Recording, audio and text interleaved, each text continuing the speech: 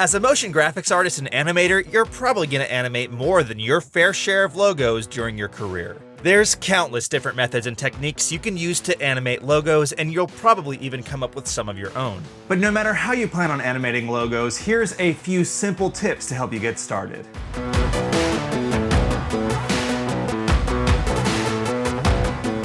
First, I need to explain the difference between a raster graphic and a vector graphic.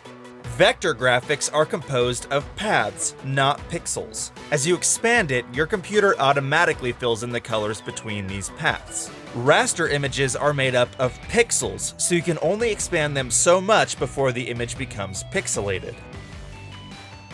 For this reason, it's best to use a vector graphic when you animate so that you can expand your layers as much as you might need to. If you have to start out with a raster, like a Photoshop file, JPEG, or PNG, we have a second video to help you out.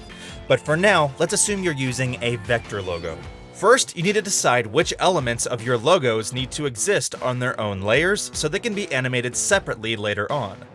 It's a good idea to split up your text or any other elements that you might want individual control over. Now, create the amount of layers you're going to need.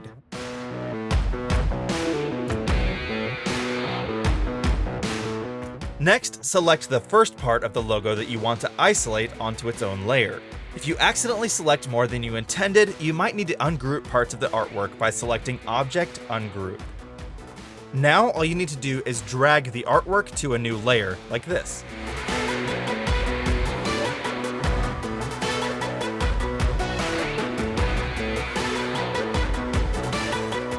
Now that you've got everything separated into layers, make sure that you save this file to a .ai.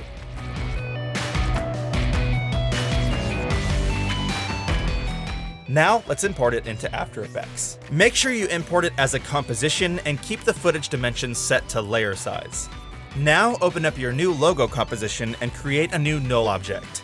I like to center the anchor point on this null before moving on from here.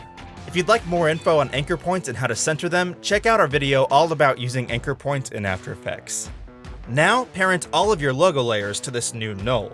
The null will let us resize and move around our logo as a whole and keeps things from getting messy. Once you've done that, create a new composition for your main logo animation. It's usually a good idea to set the resolution of this composition bigger than you think you'll ever need in case you or your client decide to switch to higher resolutions in the future. Now that we have our composition, copy and paste our logo layers and null object to the new composition.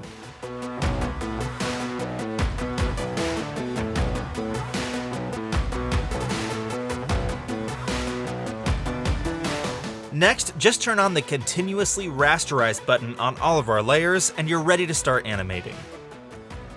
But I do want to show you one final tip. As we covered briefly in our video on masks, you can copy a path in Illustrator and paste it as a mask onto a layer in After Effects. This can be super helpful with different plugins that pull paths from layer masks, or can help you if you ever have to recreate a logo rather than use one that already exists. That wraps up our tips on how to start animating vector logos. But in our next video, we're going to show you some simple tips to animating raster or pixel-based logos.